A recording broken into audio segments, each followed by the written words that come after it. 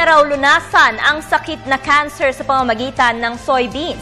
At isang Pinoy na doktor ang nakaimbento nito. Narito ang ulat ni George Bandola.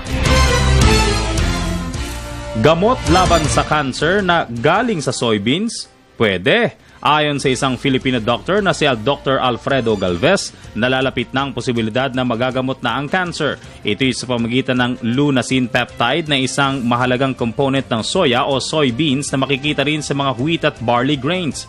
Taong 1996 nang aksidenteng madiskubre ni Dr. Galvez ang mahalagang component na ito ng soya nang kanilang i-disintegrate ang chemical components ito sa University of California, Berkeley. Tagumpay din na naging pagsusuri nito sa mga cancer sa Amerika. So like itong gene na to, nagkataon na nandun pala yung lunacin. So nung after a series of experiments, nakita namin na it can cause, pinapatay niya yung cancer cell when you express yung lunacin gene sa cancer cell. Sabi ni Dr. Galvez, sa ngayon ay ginagamit muna ang lunacin sa mahalagang sangkap ng isang supplement capsule na kontra cholesterol at blood sugar. Sinimulan nito noong nakarang taon ang pagmamarket ito sa Amerika at Pilipinas. Hindi lang sa cholesterol reduction.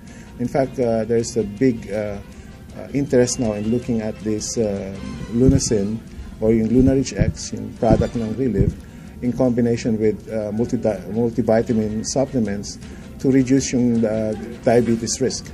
Kaya naman umikot na si Dr. Galvez sa mga probinsya sa Bicol, La Union at Visayas para ikalat ang kahalaga ng soya. Paniwala pa nito, dahil sa hilig ng tokwa o taho ng mga Filipino at Hapon, mababa ang bilang ng mga may cancer pero hindi pa rin daw ito sapat.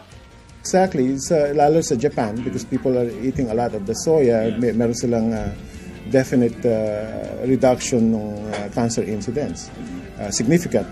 Inimok na ng doktor ang pamakalaan mula sa Department of Agriculture na ipakalat ang pagtatanim ng mga soybeans. Malaki rin daw kasi ang potensyal ng Pilipinas bilang #1 soy production country. Para sa Telebisyon ng Bayan, George Bandola.